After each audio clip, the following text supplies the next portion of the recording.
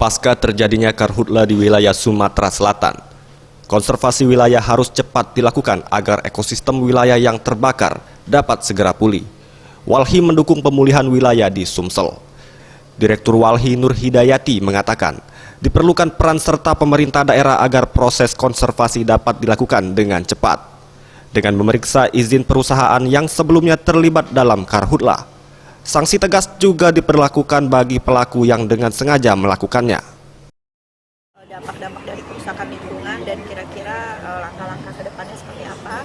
Dan yang sudah dilakukan itu memang adalah hal yang cukup baik karena dia bertujuan untuk menghambat laju kerusakan yang sudah ada.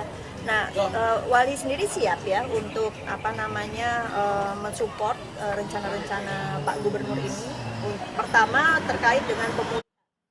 Dirinya menambahkan informasi terkait kondisi lahan yang rusak juga diperlukan agar program konservasi yang dilakukan dapat tepat sasaran. Tim Liputan Sriwijaya TV.